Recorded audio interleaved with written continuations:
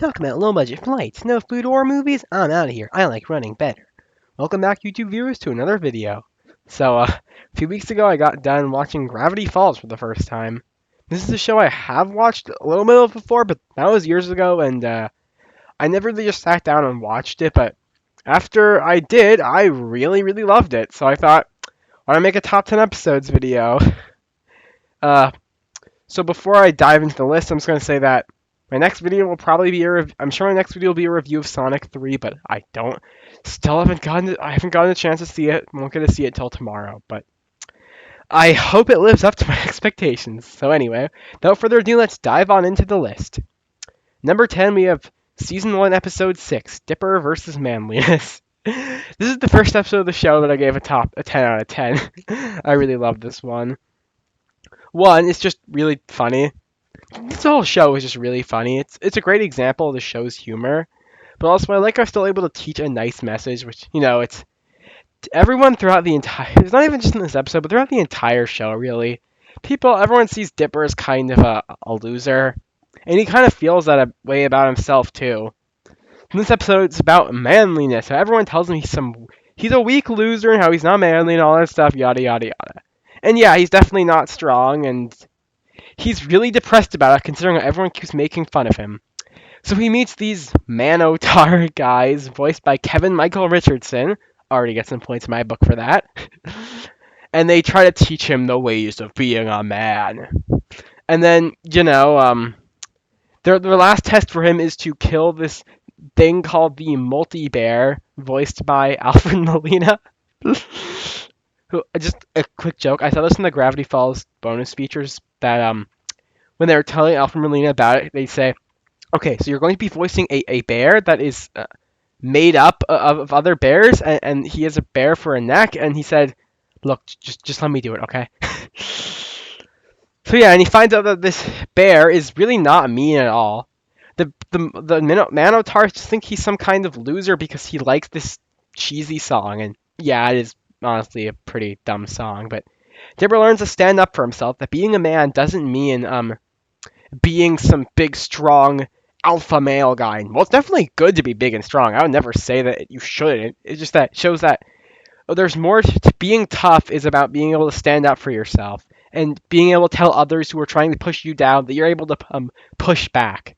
I think that's a really good message. And I like that immediately after Dipper leaves these guys, he still feels kind of bad about himself until Grunkle Stan tells him that, yeah, what you did was manly. And I really appreciate that. Also, Stan's subplot is pretty funny too. That's it. Number 9, Season 1, Episode 9, The Time Traveler's Pig.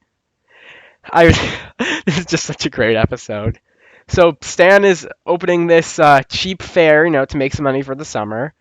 And during it, Mabel gets waddles for the first time from this competition, and Dipper is once again trying to impress Wendy, except he accidentally messes things up really badly, and he feels really bad about it. And also this time traveler guy named Blendin Blandin, which I thought he was called that because he's bland, he's kind of a loser, but no, it's because he blends in, and I guess it could mean both. Anyway, so he's there to find some kind of time travel anomaly, and Dipper is able to get a hold of his time traveling while trying to fix his chances with Wendy. But everything he does, nothing works until he figures out that, hey, if Mabel helps me, things won't get messed up for me. And he does that, except then Mabel doesn't get waddles, and she freaks out about it, and everything goes terrible, and it just goes on, and we get some really nice character development for Dipper. A lot of episodes in Season 1 are about how he has to give something up for his sister. I think this might be the first one of those, and it's done really well. But Dipper is not a bad brother. He may be kind of selfish a bit, but so is Mabel, to be fair, which the show does get into later. So, at the end, he realizes that, okay, it's okay the way things went with Wendy this time. Mabel needs to get her pet pig because she loves her pig. And it's just really funny. When I was watching some of these Season 1 episodes especially, I was constantly laughing. And it's just a really cool time travel episode. I usually tend to like time travel. This is probably one of the best time travel cartoon episodes I've seen, so this definitely deserves a spot on the list. And it's not just some fun episode. I mean, Blendin does come back a few more times, and This is how Mabel gets Waddle, so it's pretty important too. Number 8, Season 2, Episode 19, Weird Mageddon Part 2, Escape from Reality. This is one I was debating putting at number 10 instead of number 8, but I ultimately decided to put it here. Sorry, a little sick. So, Dipper, Wendy, and Seuss have come to rescue Mabel from this bubble that Bill and Gideon have trapped her in. And they find that her mind is transformed into Mabel Land, where everything is exactly the way she'd want it, and sunshines and rainbows and pigs and all that stuff. And they all really need to get her out. And this is where the episode gets really interesting. Why is this one so great? Because of the emotional core of the episode. So Dipper is saying how I don't care if this is some great fantasy land. This isn't real life. We need to get out of here and stop Bill and save Ford and all that. Except he's saying, why would you want to get out of here? This place is great. So Dipper is put on trial to prove whether or not it's actually worth it for Mabel to leave and shut down this whole fantasy land. And everything seems like she's right. She's saying what has Dipper actually gained really? He's constantly had to give things up for his sister. He never gets anything he wants. He's gone through heartbreak. What could possibly be good about the real world, and especially now that it's in the apocalypse? Was able to push through and see that not only is it bad to just try to escape from reality, but also Dipper and Mabel can't are siblings. They stuck to with each other for their whole lives, and they're not just going to be able to split apart now. They have to stay together, and they can't. None of them can stay in this fantasy land. So she agrees to go with him and help everyone else stop the apocalypse. It's done very, very well. Because as creators of the show have said, this isn't just a show about mystery, it's a show about characters first and foremost. And this episode really understands that. I also, again, it's pretty funny. I like getting to see the different fantasies the characters have and seeing how Dipper and Seuss, once they see their fantasies, are able to push through them relatively quickly because they've grown enough throughout the show to not be able to be tricked by that stuff anymore. Number 7, Into the Bunker. Oh boy, this is the episode the second episode of season 2 really establishes that this season is going to be a little more dark than season 1. I think part of that is because the show switched to Disney XD, so probably had looser censorship. I mean, Avengers vs. Mightiest Heroes got in some pretty gross, grotesque imagery during certain episodes, and this episode is no different. So, this one is also the conclusion of Dipper obsessing over Wendy. I think it's done really well here. So, he still can't tell her that he likes her because he's still too nervous about it, but she also agrees to go along with him, Mabel, and Seuss on some kind of mystery adventure because now they're trying to find who wrote the journals. And throughout the whole time, Mabel knows that Dipper wants to tell Wendy that he likes her, but he still can't bring himself to do it no matter what. And during the episode also, they meet who they think is the author, voiced by Mark Hamill, and then it turns out it is a disgusting monster thing that he may have captured or invented. I'm not really sure.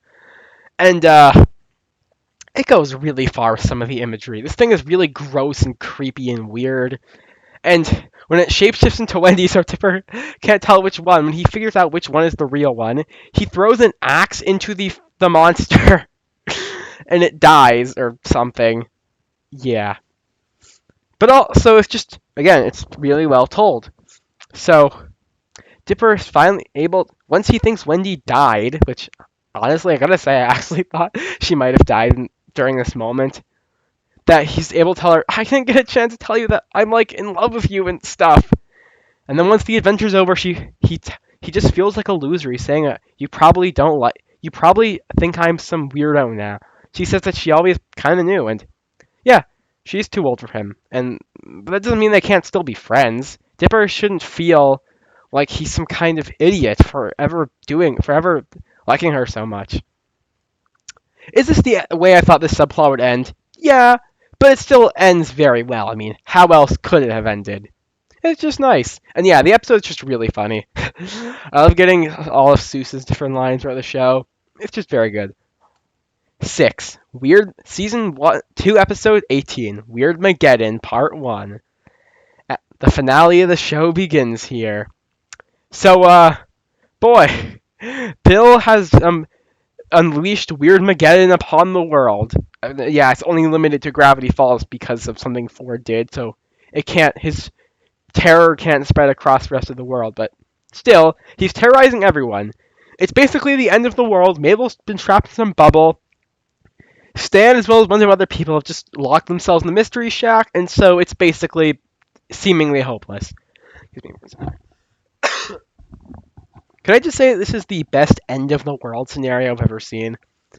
Because I like how it's serious and dark, but it's still also just weird. I mean, it's called Weird Mageddon. We get more great lines from Bill, of course. I'm Bill Cipher, but you can call him your new Lord and Master. And then there's He Who Shall Not Be Named. Oh, who am I kidding? It's Xanthar. So Dipper thinks he's alone. The journals have been destroyed by Bill. Ford has been turned into a statue. A bunch of other people have been turned into statues and made into Bill's throne of human flesh. This episode, just much like Into the Bunker, has so many weird images. I can imagine that Alex Hirsch really had to fight Disney to get this episode in the way it is. So Dipper does eventually come across Wendy, and they eventually come across Seuss, and they have to try to toward the end of the episode they run into Gideon, who they're able to get to help them, so they can go free Mabel. It's done really well. There's the whole part where they go through this weird dimensional thing where it cuts to the characters being in different art styles, it cuts to the actors in costumes. At one point, it's really funny. Maybe this one doesn't have quite as strong emotional core as some of the other episodes that I ranked lower than this, but I just felt like I had to put it this high. It's really good. Also, I just like this one line where Gideon's saying how he has Mabel now or whatever, and he's saying that Dipper's saying you have her in a cage. That's not how things like this are supposed to go. He says I've learned you can't force someone to fall in love with you. I don't know why. I guess that line just really hit. It really shows how far Dipper has come here because throughout the episode he's still his kind of regular self. He's been through most of the show where he kind of doubts himself and is a little off, but he's still able to push through. Number 5, Season 2, Episode 11, Not What He Seems. Okay, so even though I did watch the show years ago, it's been a while since I saw it, I do remember the twist that Grunkle Stan had a twin brother. Did I actually see the reveal of it? No. Do I remember any of the build-up, the flashbacks about it? No, none of that. I just remember that he had a brother. So to actually see how the show leads up to this is just phenomenal. This is probably considered one to be the best episodes of the show for a reason. So, Dipper and Mabel are just enjoying their summer. Stan as usual.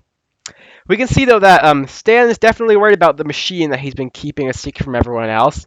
He knows he's got to do something, and the government agents from the season premiere show up and tell Dipper and Mabel that their great uncle is some kind of criminal, and he's been stealing nuclear waste. And Mabel says, he may be known to shoplift the occasional tangerine, but he's not some kind of supervillain. But throughout the episode, they really get to think that maybe Stan is a villain. I mean, they find a bunch of fake identities in some box. They find this big portal machine. They have no idea what it's for. And he won't tell them what it is. And they think that, yeah, maybe these government guys are right. Maybe Stan is built like some kind of doomsday weapon. After all, we don't know that much about him. Or even if it's not something like that, it could still be something really dangerous. So we get to the climax of this episode. It's just so good. The portal is turning on. Things are going crazy. And Mabel has her hand right next to the button. She can shut it off. And Dipper's telling her, come on, you gotta shut off the machine. But Stan is able to plead with her as he says, look into my eyes, Mabel. Do you really think I'm a bad guy? Everything I've ever worked for was for this family. And she believes him. And so the portal is opened, and the author of the journals appears. My brother. Just phenomenal. Number 4, A Tale of Two Stans. So the episode came right after Not What He Seems. I usually watch a show one episode a day, but after seeing Not What He Seems, I knew I just had to get into the next episode immediately, and that's what I did. Also, this one's 29 minutes, by the way. Apparently when it first aired, there were no commercial breaks. I'm really glad the show was able to get away with something like that. So in this one, Ford makes his debut, and we finally learn about him and Grunkle Stan's past, why Stan built this portal, what it was exactly, and everything. Flashbacks done here are super good. Super great. Proper grip. Anyway, one, I like the moments in between the flashbacks with just the characters in the present day. Like when Sue says, if this doesn't line up with my Stan fanfiction, I will be very disappointed. I like how Dipper is just nerding out about, oh my gosh, it's the guy who wrote the journal! But the episode is still just great. So we find out that, yeah, this is Stan's twin brother. And we find out that in the earlier episode they saw a newspaper clipping that said Stanley Pines dies in a car crash, thinking, what's going on? So Stan and Ford, as they call him, were twin brothers. Much like Dipper and Mabel, they went everywhere together. They grew up together. Except here's the thing. Ford was a genius, always up to stuff. His parents were really proud of him. Stan was not necessarily a punk kid per se, but he just wasn't exactly the best, and his parents just seemed kind of disappointed by him. And after Stan accidentally ruins Ford's future to get into some fancy college, his parents are absolutely furious at him. And Stan just doesn't know what to do with himself. Since he gets kicked out by his family, he goes around state to state trying to sell some different kind of product because he is a really good salesman. Except every product he sells just happens to have a bunch of really bad problems come out of it.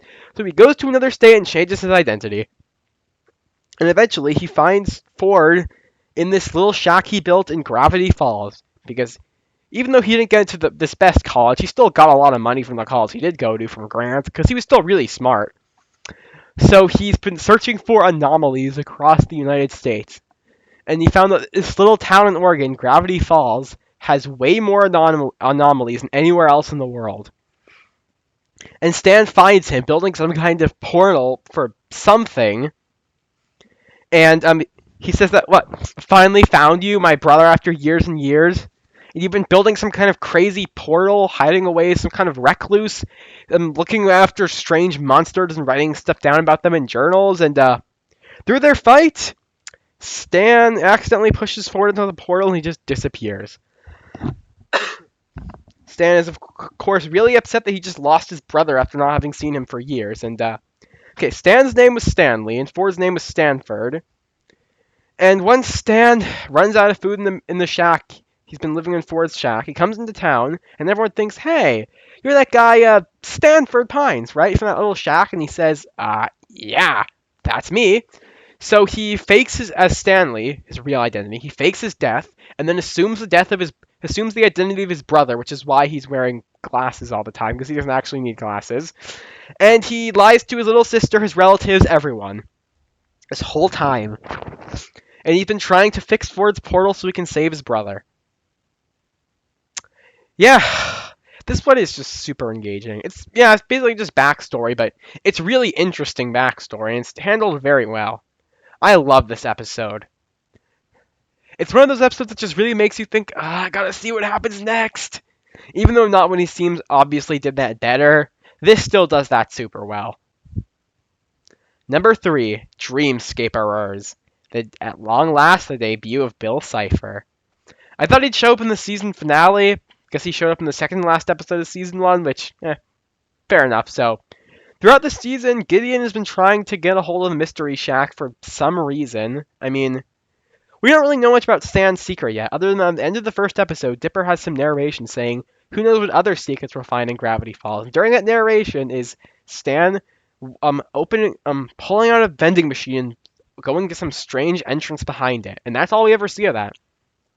But Gideon keeps saying how there's something underneath the shack. And still failing to acquire it, he summons Bill Cipher, who is great, of course. One of the best cartoon villains ever. I love his just crazy, weird powers, and Gideon wants Bill to help him go inside the mind of Stan so he can somehow get the deed to the Mystery Shack or something like that. And throughout it, Dipper, Mabel, and Seuss just go through the mind of Stan. It's really interesting. One, the visuals are great. I like how a lot of it is in black and white, and it's drawn in very distinct art styles. I get these two fantasy guys Mabel dreams up. They're pretty funny. They're voiced by Greg Sipes, so that's definitely a plus. But I think what makes this episode, the reason I put it this high up is not just because, well, the rest of it is really great, but I really like Dipper's little character arc in this one. So, see. He brief because throughout the beginning of the episode he's really mad at Stan. He's saying how come he's always making me do the worst chores? He's always berating me compared to the rest of you guys. Why does he hate me? And given how Stan's acted, even though he's been nice to him sometimes before, yeah, I can pretty well understand where Dipper's coming from. And in Stan's mind, he sees a memory of him talking to Sue, saying how that kid, he's weak, he's incompetent, yeah, all that stuff. And Dipper, yes, one can say it's a misunderstanding because Dipper just walks away before he hears the rest of what Stan's saying, but I can totally understand why. He feels really hurt because his feelings were true. His Stan really does hate him. But he's able to see later on how he's saying that, yeah, he's weak, he's incompetent. Reminds me of me when I was his age. Talking about how, yeah, he was a lot like that too. One summer, his dad signed him up for boxing lessons, and he hated it, but it actually turned out to be a good thing and was able to defend himself later. It helped him toughen up, so he's so hard on Dipper because he wants to be able to toughen him up. And I just think that's done really, really well. And of course, it sets up the season finale really well, which is also a great episode, but that's not on this list.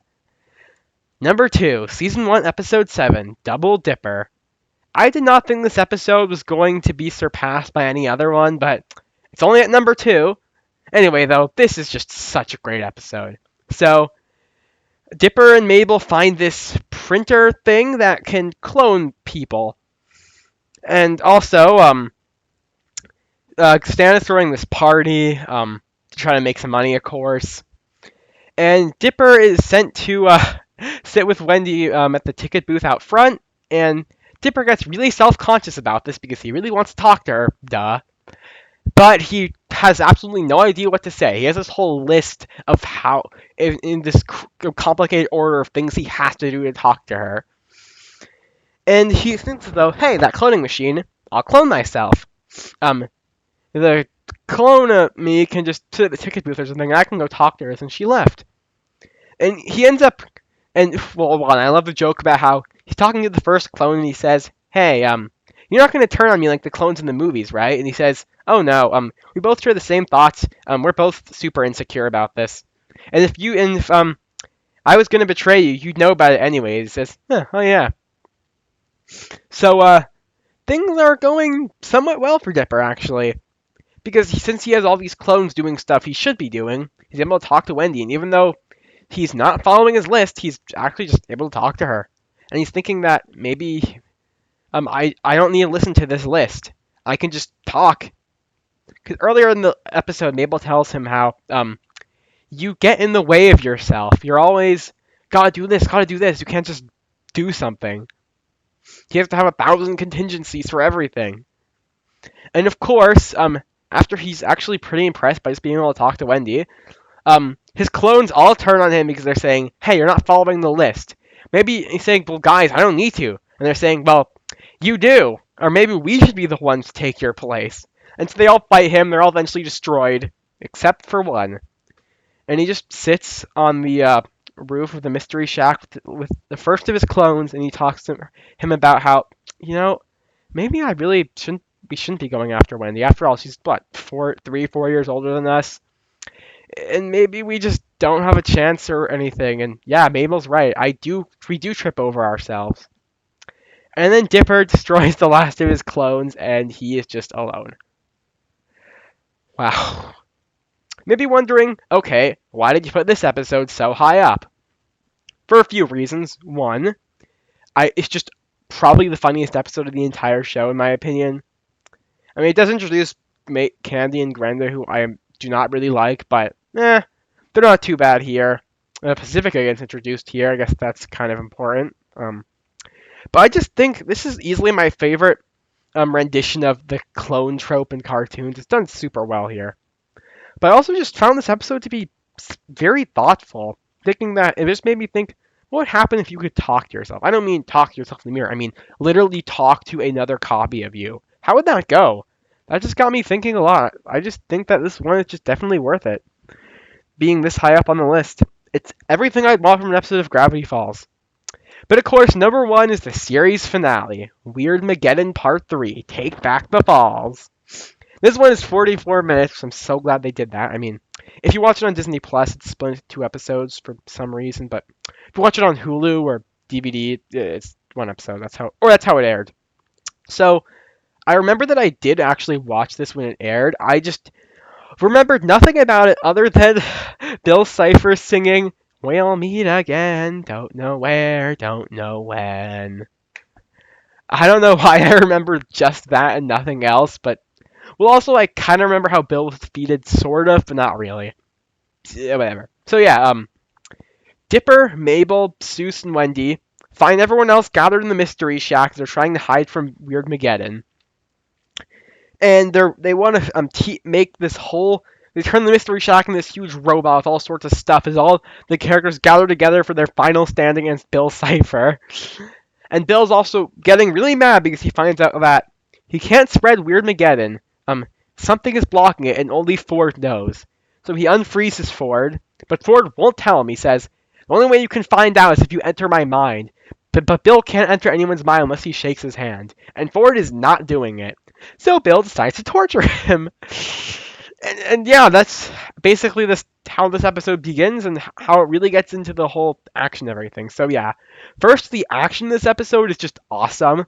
You get this huge fight between the Mystery Shack being turned into a giant mecha versus giant Bill Cipher with this epic rock remix of the Gravity Falls theme. It's once again it's really funny, but of course, like all the best episodes, this episode is just quite emotional. um, During it, once they rescue Ford, he tells them that there is one way we can defeat Bill. We all have to gather and create the Zodiac, which is the Zodiac from the opening of the show, by the way. We all stand together, hold hands, say this thing. We can defeat Bill once and for all. Kind of sick. And well, they all do gather there. There's just one reason it doesn't work. Stan doesn't want to do this. Not because he doesn't want to save the world or anything, but he says he's just sick of being bossed around by his brother, always being told what to do by him. And he even saved his life after being lost in some other dimension for 30 years or something. His brothers never once said thank you to him. One can say this is kind of contrived, and it kind of is, but I don't know. I just think it's really good. I mean, it makes sense for the characters. I can't really get mad at that, can I? And so how is Bill defeated anyway? I remember that he accidentally went into Stan's mind. I don't remember how it worked. So what happens is Stan or Ford agrees to let Bill into his mind if he doesn't kill everyone here. And so he does. Except here's the thing: Stan and Ford are twins, so they just swapped clothes, and he went into Stan's mind, and Stan was just able to punch him there. He says, "Don't you dare mess with my family," and Bill is evaporated, I guess, and the day is saved. And so, even though this happened, Bill can't be completely destroyed yet, so they shoot Stan with the memory erasing gun from an earlier episode, but they're thinking that, well, that destroyed Bill, sure, but now Stan has lost his memories. Then they try to jog his memories with different photos and pictures and all stuff like that. He just doesn't remember. Until, of course, they are actually able to jog his memory, which I like that. After all, it would just be kind of sad if the show ended like that. Not every show needs to end with some character dying or whatever. It's nice to get something like that. So we cut to a week later. It's Dipper and Mabel's 13th birthday, and it's the last day of summer. They finally have to leave Gravity Falls and go back home. They say their goodbyes to everyone. Nice little scene. Wendy switches her hat with Dipper's, and she gives him this letter. She says, "Open the neck as soon as you miss Gravity Falls." So he and Mabel are on the bus.